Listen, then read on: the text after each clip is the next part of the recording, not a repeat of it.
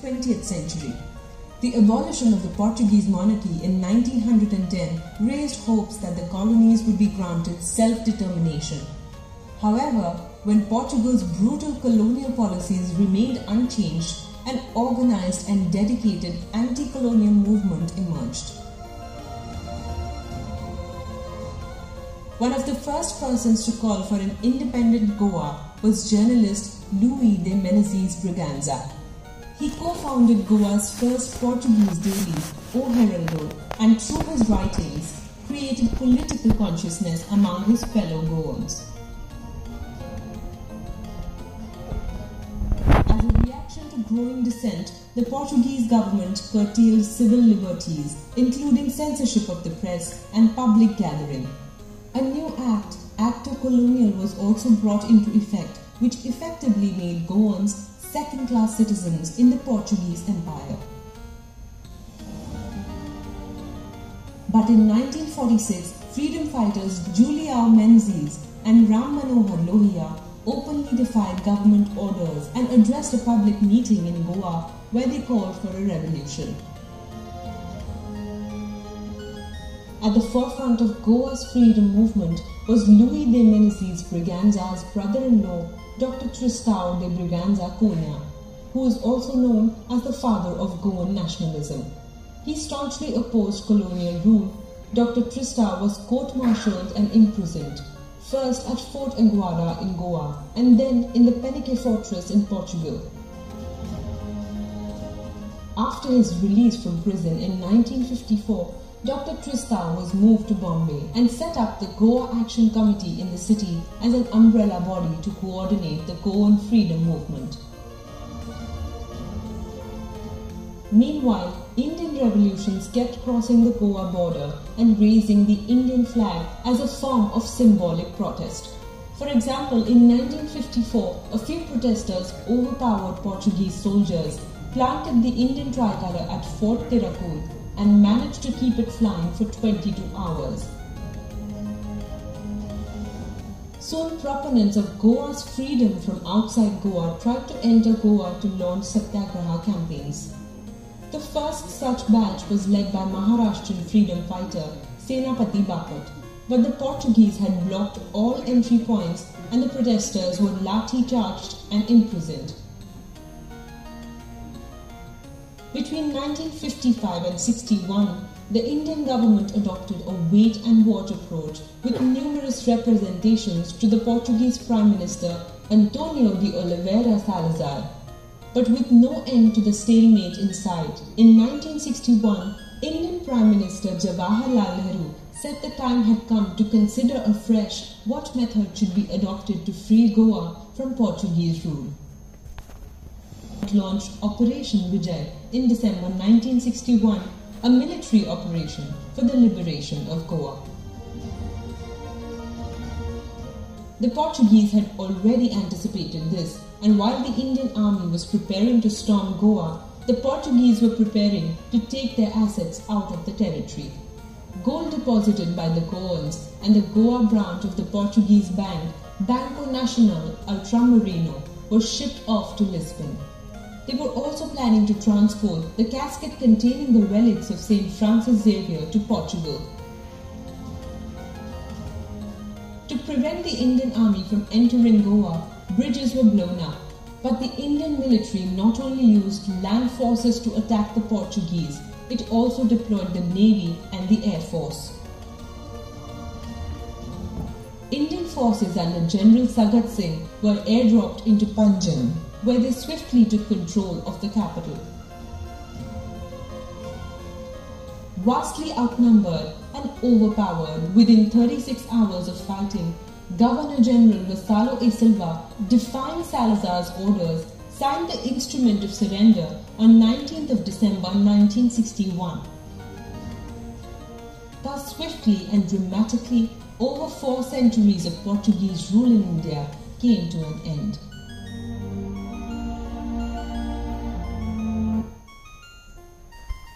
Base Squadron and the helicopter base INS Shikra at Mumbai. He is currently the Flag Officer Naval Aviation and Flag Officer Goa Area. Prior to assuming his current appointment, He served as the Assistant Chief of Naval Staff Air at IHQ MOD Navy, New Delhi.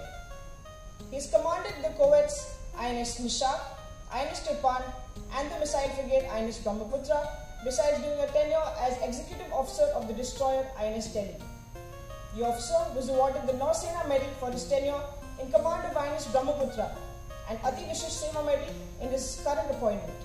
The flag officer has undergone the staff course and the higher air command course. He is a postgraduate in defense and strategic studies and holds an MPhil in political sciences. He is an alumnus of the Royal College of Defence Studies, London, and attained an MA in International Security and Strategy from King's London College.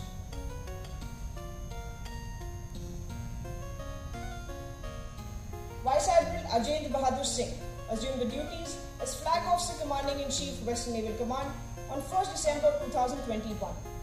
An alumnus of the prestigious National Defence Academy, he was awarded the Vishish Seva Medal in 2011 and Ati Vishish Seva Medal in 2016 for his exemplary service to the nation.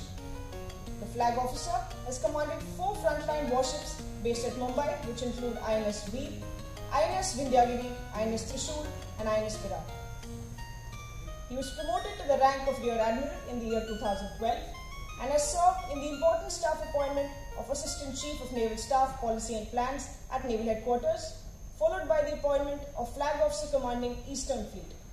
On promotion to Vice Admiral, he was appointed as Deputy Commander-in-Chief, Strategic Forces Command, and has been the Deputy Chief of Integrated Defence Forces, Operations and Training. Prior to taking over the reins of Western Naval Command, he was the Flag Officer Commanding-in-Chief, Eastern Naval Command.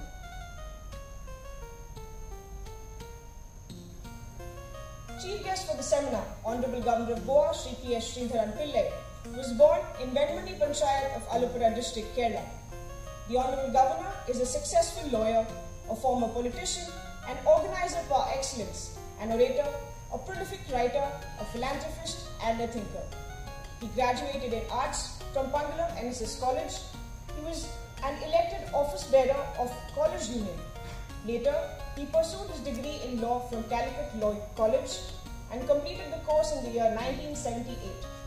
He was elected as Law College Union Vice Chairman, besides being elected as a Senate member of Calicut University.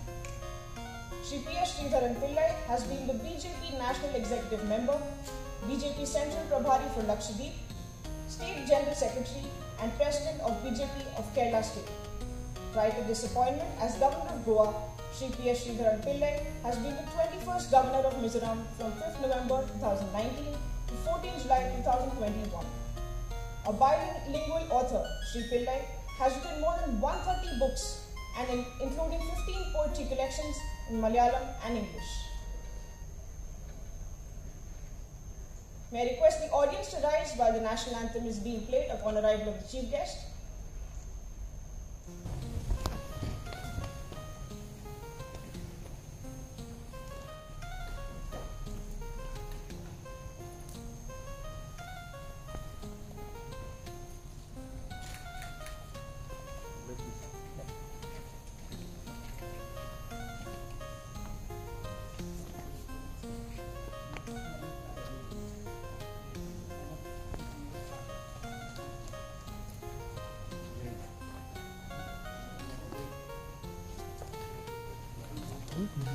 Ramraj side में था ना जी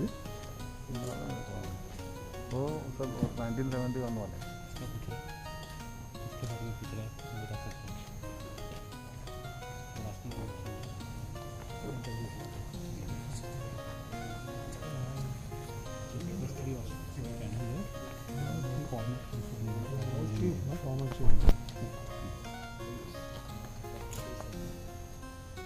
थोड़ा निकाल के आता हूँ ना तो फिर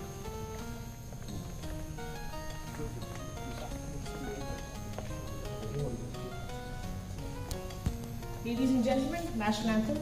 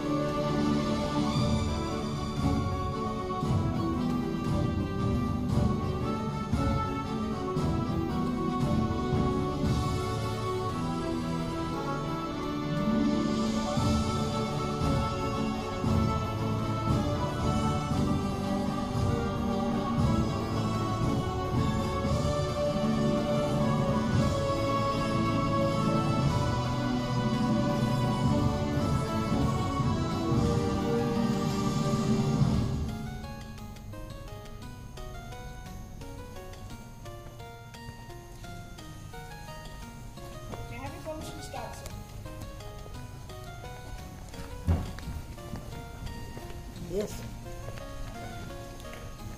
Good morning, ladies and gentlemen. We have gathered here today for the Goa Liberation Seminar, during which we shall witness very prominent speakers and subject matter experts who will be speaking about their views on the events leading up to the liberation of Goa and its aftermath. I would like to make a special mention that today we are honoured to have amongst us 4 veterans of Goa liberation. Honorary Sub-Lieutenant K.K. Paraman Chaturvedi Nair, retired. Honorary Sub-Lieutenant Kansraj Sharma, retired. Manipura Bhaskar Nair, ex-Chief PNP. Durga Bhakt Singh Chauhan, ex-Chief AH. Thank you, gentlemen, for gracing the occasion. May I request Rear Admiral Philippos G. Painamutl, Flag Officer Goa Area, to kindly come up on the stage to deliver the welcome address.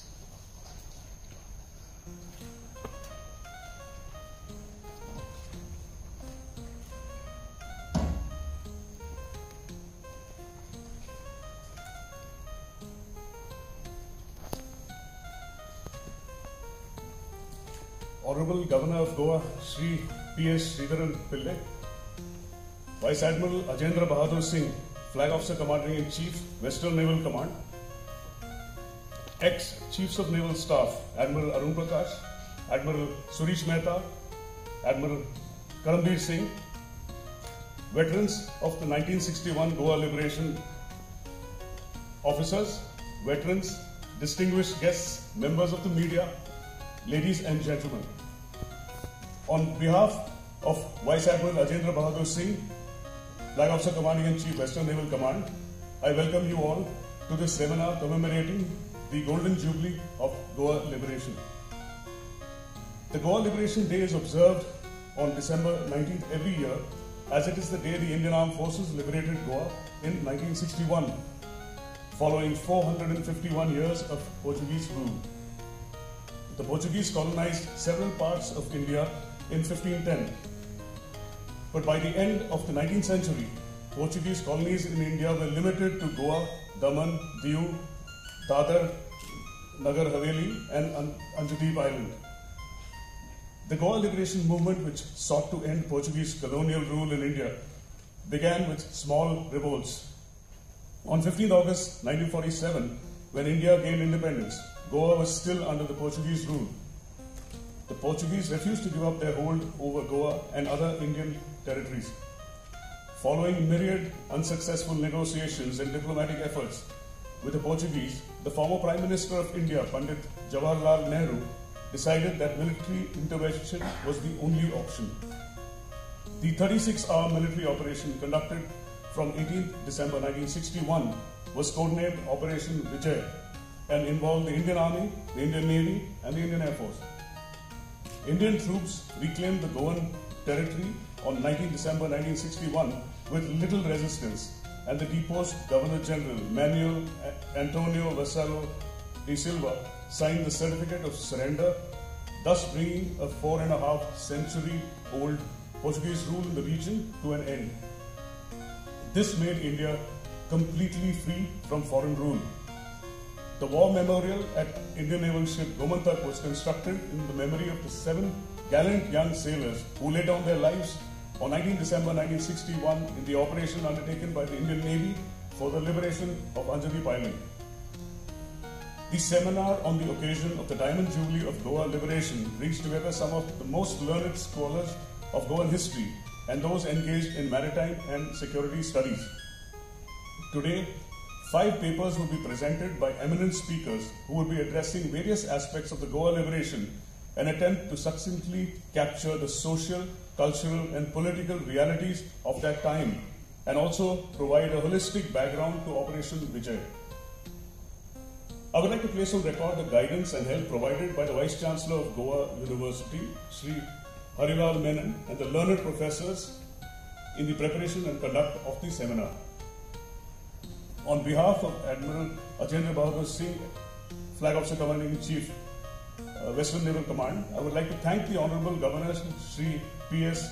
Sridharan Pillai for readily accepting our invitation to be the chief guest of this seminar and to deliver the keynote address, which would undoubtedly set the tone for the 2 sessions.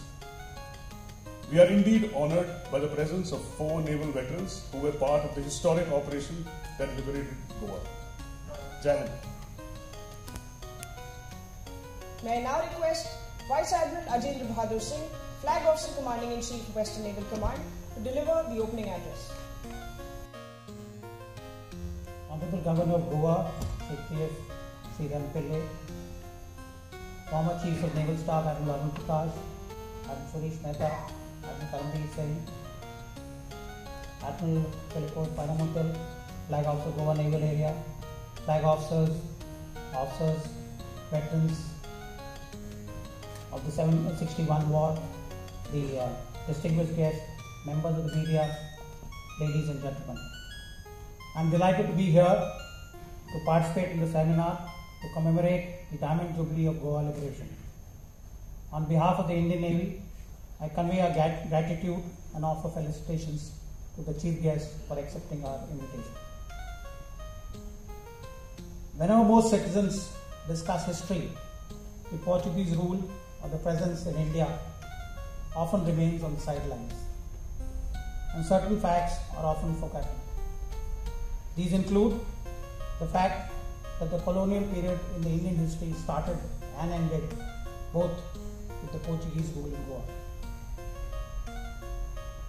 This became the very first colony of any Western European power in India. Babur, the founder of the Mughal Empire or the Mughal dynasty, arrived in India only in 1526, whereas this was almost 16 years after the Portuguese had been here. And as brought out with the FOGA, the Goa occupation of the Portuguese was actually 4.5 centuries old. The Portuguese were finally driven out of Goa 14 years after our independence, and it was after 7 years that France had vacated Puducherry at that point in time. 19 December, therefore, is not only a historic day for Goa, but also for our nation, because we became truly independent.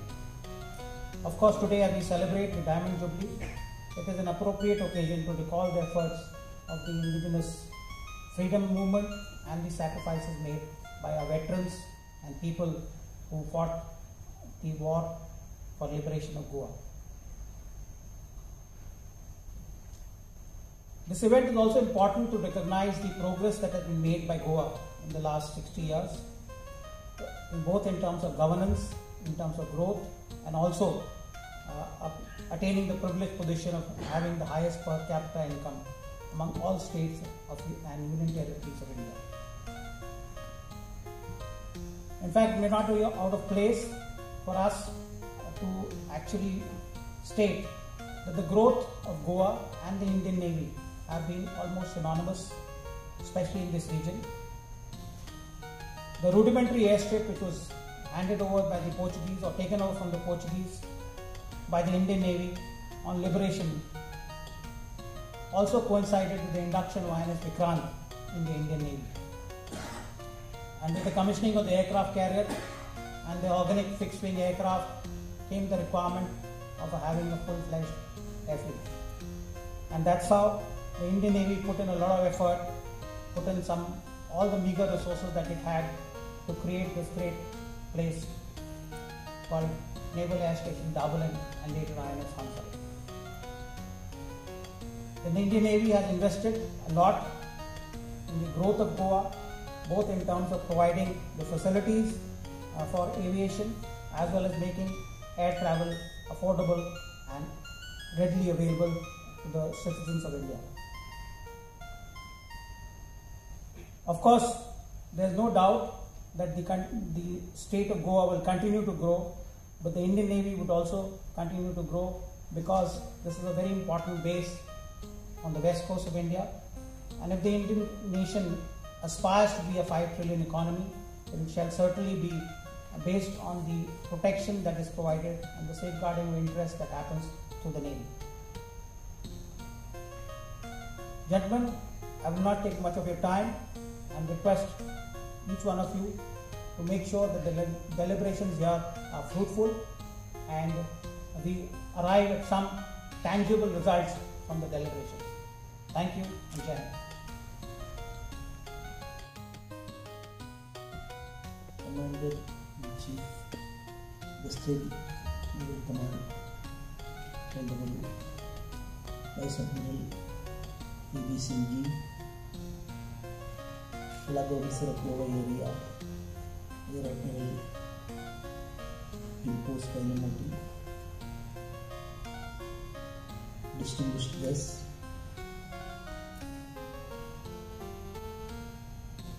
respected former higher-ups in the naval force, ladies and gentlemen. So a discussion on this subject, according to me, it is a need of the hour, because in our free India, with respect to these types of subjects, of course, officially, very little we discuss this matter, and sacrifice made by our fighters at that time, including our armed forces. Real account is yet to come from official side. Of course, that is there, but at the same time, free discussion is not available according to me. As a governor, I have got my own limitation to state all those things. That is why 5 papers we are presenting, and of course, I think we are not going to confine it to our Navy or our forces alone, but it should be given to the public also for discussion. Our country is concerned, recently there is a writ petition filed by somebody in the Supreme Court. About 2 weeks back, there was a result. In our constitution, first sentence starts, India, that is Bharat. In the Hindi version also, put it like that. Why this India and Bharat? India is also an ancient name of our country. Bharat is our name of our country. Hindustan is commonly Jai Hind and other things are there. Then why our Constituent Assembly put it in clear terms, India, that is Bharat? That was the former solicitor of in the High Court. But no discussion about all these things. After 7 decades, there is a public interest litigation and other things are there. So regarding the identity of our country, our contribution to history, all these things are, at least for the new generation, according to me, we will give more and more information. So Navy now taken such an endeavor, discussion on this and preparing papers and discussing and other things. So I welcome it. This is a good trend. I don't know, in connection with this celebration, our Prime Minister is coming and he will deliver some important speech. We are waiting for that. But regarding these aspects, what actually happened and what is the sacrifice of our military forces and other things, some books are available. As correctly stated by Painamoti, that university, they published a book while 25th anniversary was celebrated. A book is collected, book is there. But according to me, that is also not complete. The Portuguese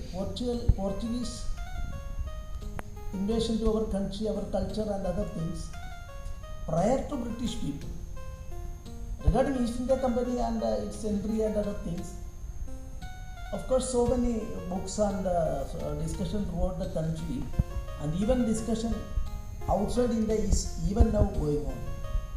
About 2 years back, there was a discussion in London, subject to correction, I'm saying that Oxford University, I think so. There was a discussion due to the coming of British people and the rule, whether it was actually beneficial to India or not. There was a discussion 2 years back. From my memory I am saying, in that discussion, of course British origin scholars were participated from the university. And the person who presented the paper, he stated so many things. Of course British ruler contributed much to us like that. Indian railway was introduced first time. English language was introduced. And so many ICS officers number increased. And our business and other fields also improvement there. That was the argument of that research scholar. But by countering also done by a research scholar of British origin, he simply posed a question. In 16th century and 17th century, even prior to the arrival of East India Company, what was the contribution of our undivided India to the world trade?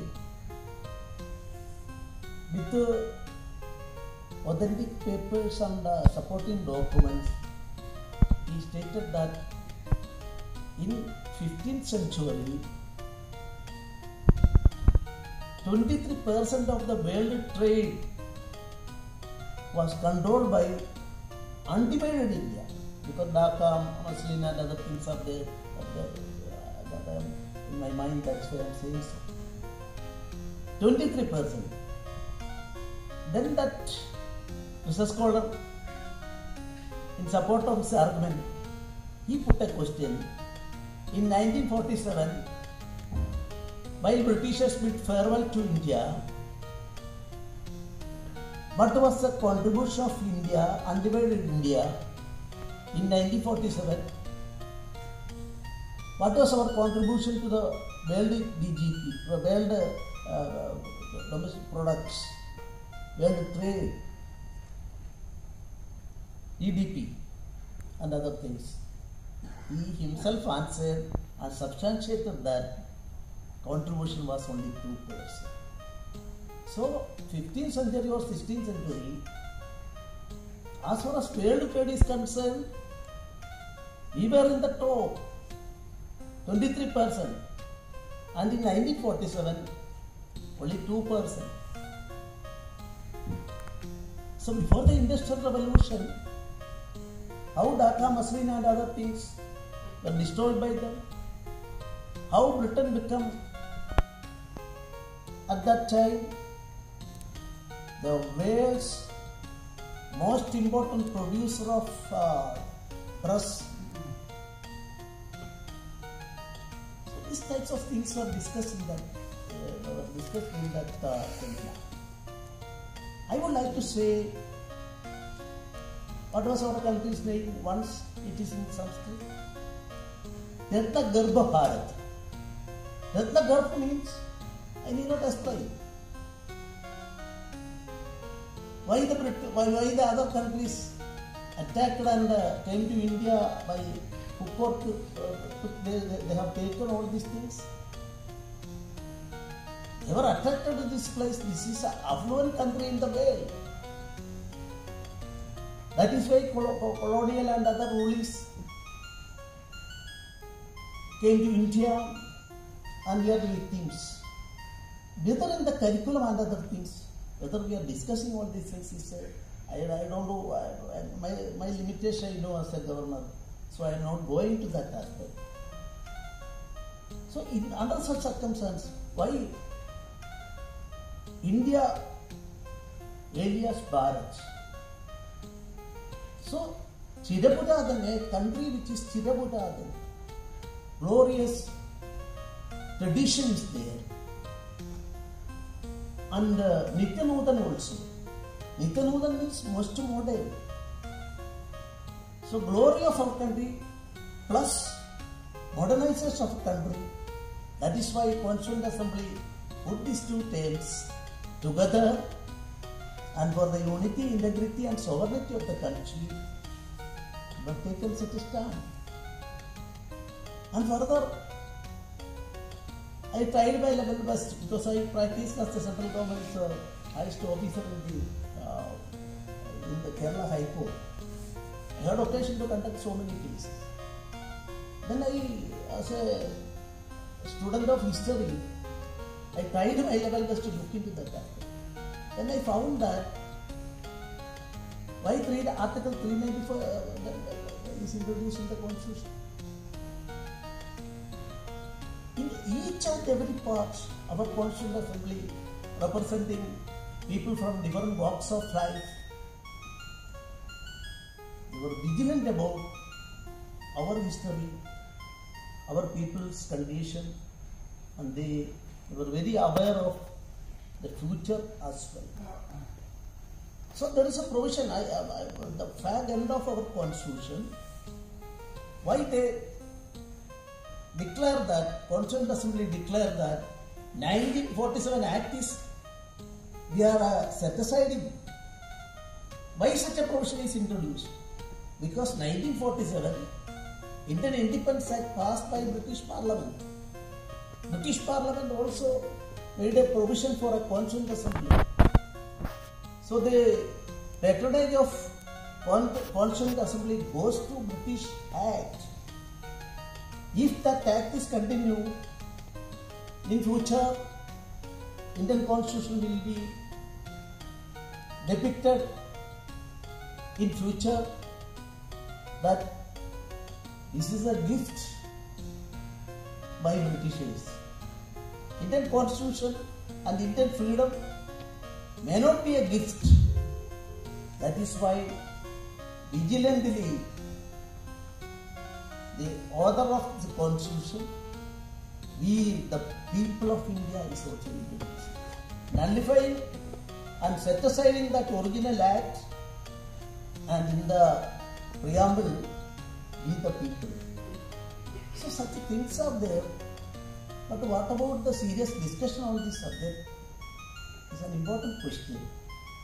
I am congratulating the authorities of Navy decided to discuss this aspect.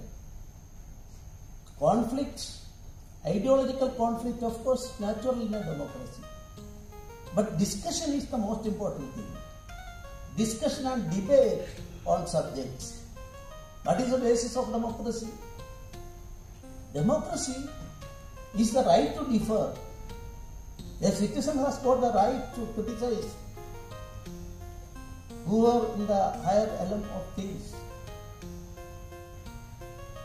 You can criticize the ministers or chief ministers or whatever. Maybe I am not mentioning all those things. You can criticize the governor. Mr. Governor, you are not doing a proper thing. I can differ with that. That's the basis of democracy.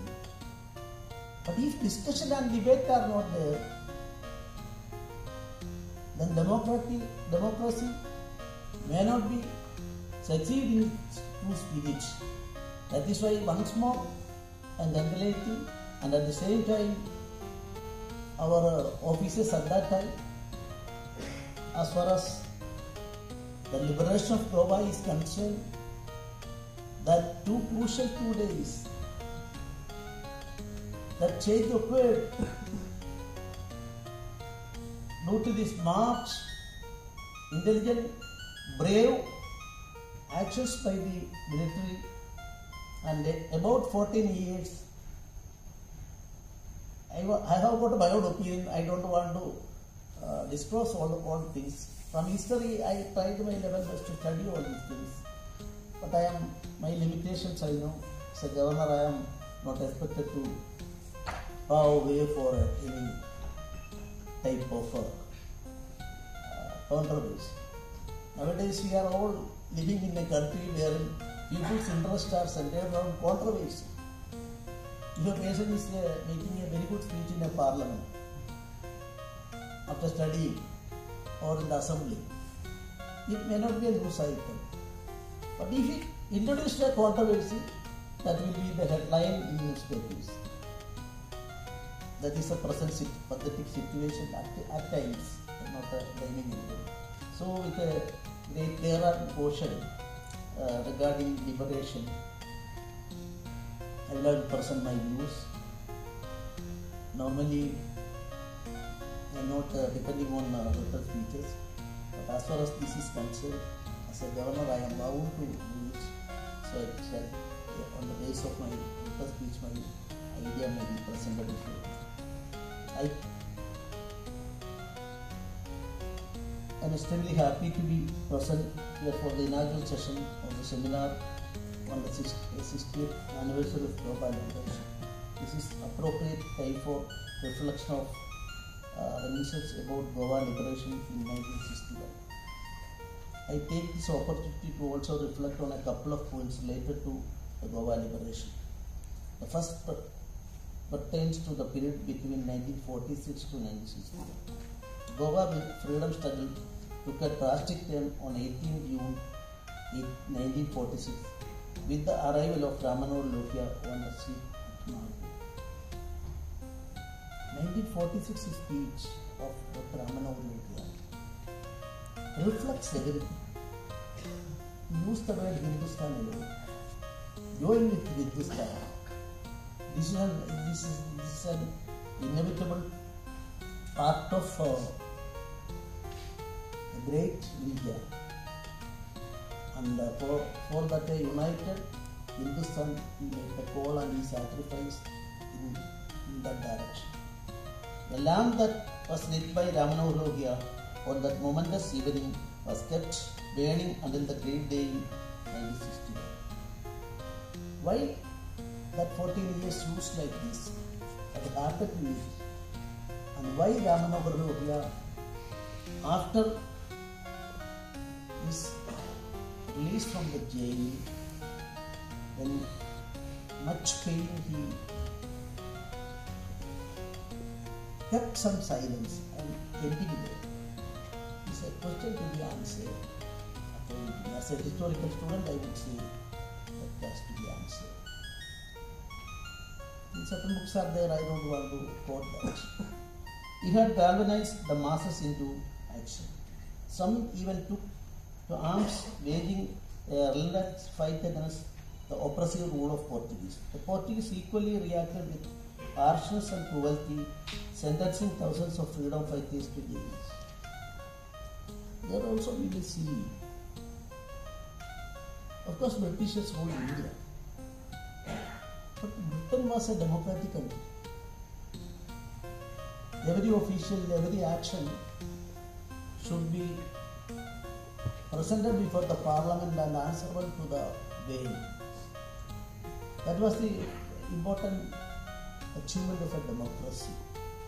But the Portuguese is concerned, not like that. It was not a strictly democratic country at that time.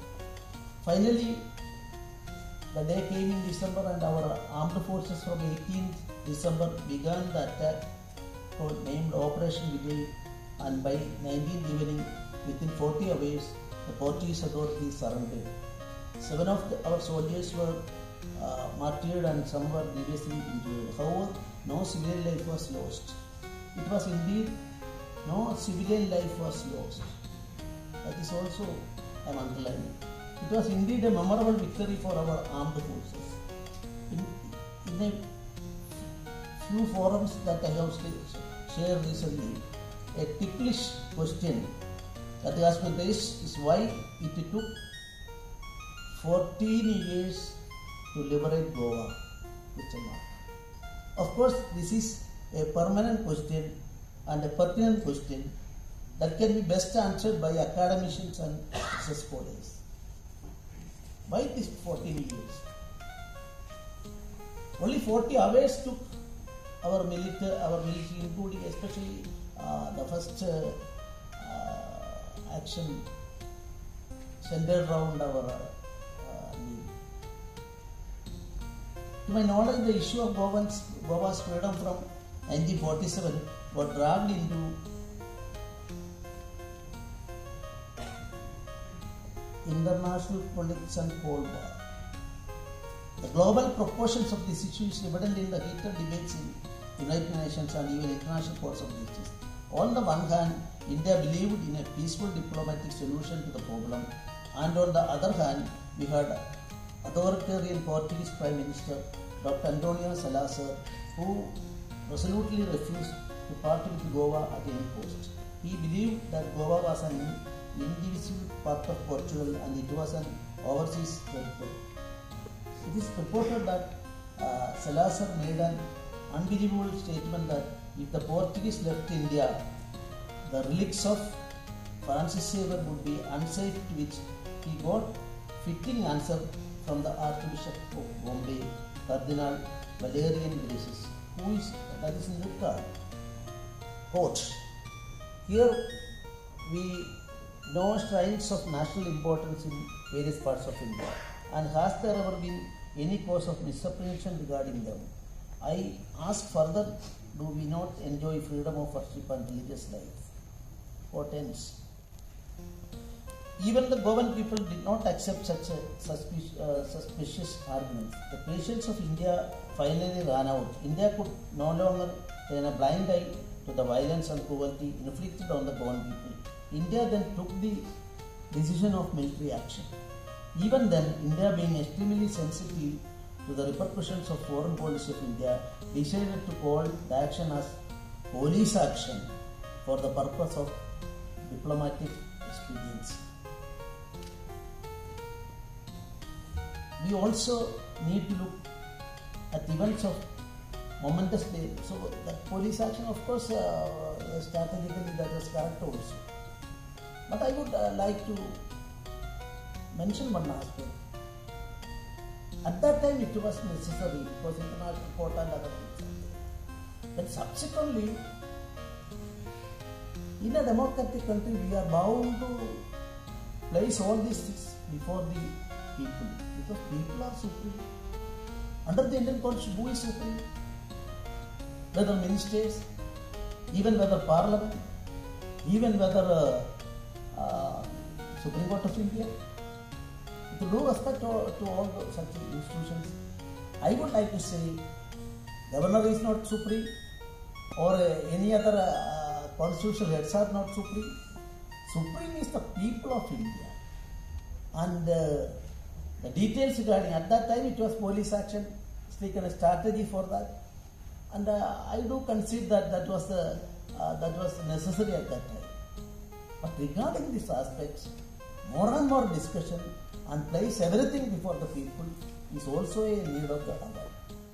Regarding the action of Indian Armed Forces, it goes to their credit, and the Government of India and the military action was kept in complete secrecy. According to the Governor General of Portugal, he was taken aback when he heard that Indian Army was at the borders of Goa. The attack was the combined effort of the Army, Navy and the Air Force, and was carried out with coordinated precision. It was a proud moment with 3 naval ships attacked the Portuguese frigate in the Mormuga harbour, and within no time the Portuguese ship surrendered. A first person account of Air Marshal P.M. Ramachandran, who was flight lieutenant, had attacked the Portuguese patrol boat, and his survival from a counter-attack is another inspiring story of bravery and courage. There are many more such things, sterling stories. This is an occasion to commend the great victory achieved on 19th December 1961. I am sure that there are also lessons to be learned from the events of these days, which aspect I am told as is a paper for discussion in today's session. On the momentous year of Diamond Jubilee, let us remember with gratitude brave and valiant soldiers of the Indian Armed Forces who gave freedom to India. Over the following years of the Indian Armed Forces have been responsible for victories in 1961, 1971 Indo-Pak War, Kargil War, etc., etc. The Indian Armed Forces have been growing from strength to strength, and nation has full faith that our territorial integrity and the people of India are safe in the hands of Indian Armed Forces. I compliment the Goa Navy for organizing this seminar involving 4 sessions and presentation of papers by naval staff and academicians. The topics chosen are also very relevant. I am sure that at the end of the seminar there will be plenty of food for thought. My best wishes to all participants present here. Thank you very much. Jai Hind, Jai Goa.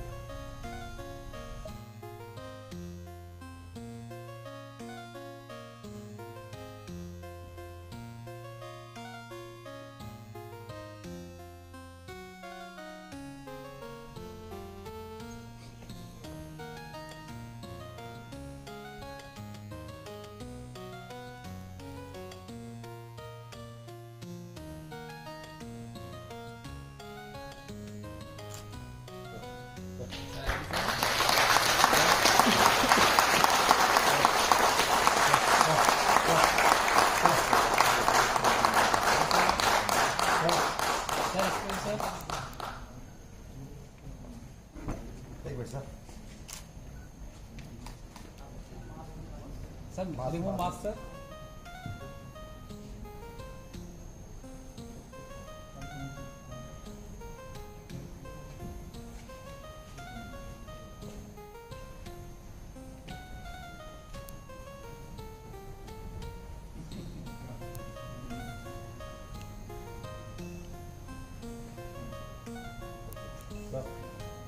Sir. 1960. During Goa Liberation War, he was undergoing the seaman training at Gandhi School, INS Venduti, Kochi. He was quickly trained in land fighting and was sent as part of landing party to Anjali Island during Operation Vijay. May I request the chief guest to kindly honor the veteran with a memento.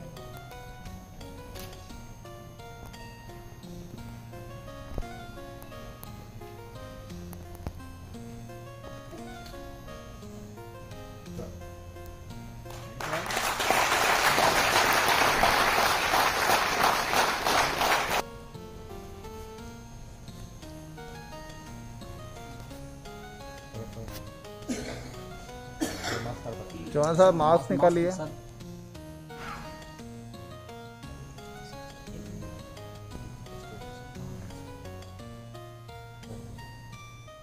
असू दे मी बघतो।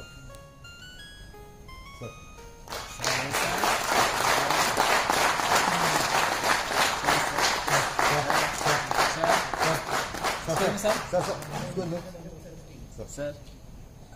Ready, sir? Sir. Sir. Thank you, sir.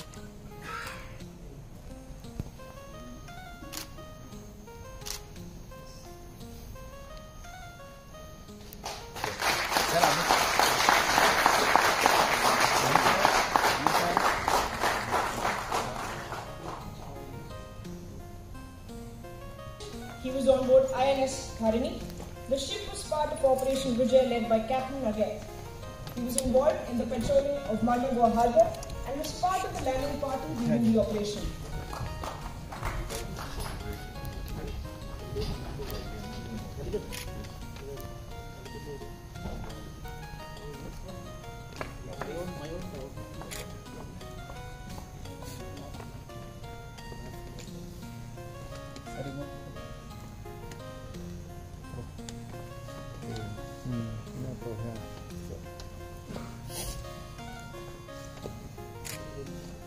Sir.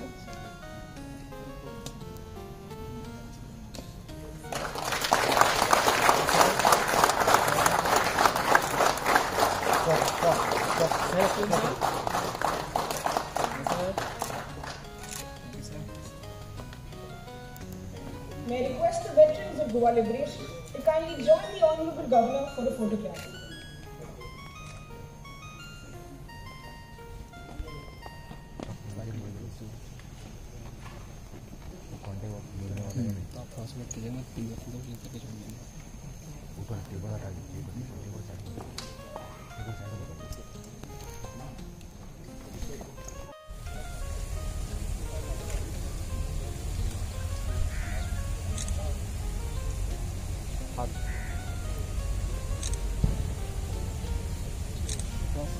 Sir, mask.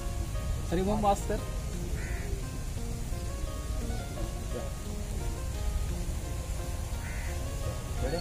Ready, sir?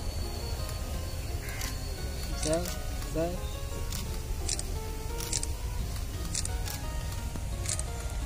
Thank you, sir.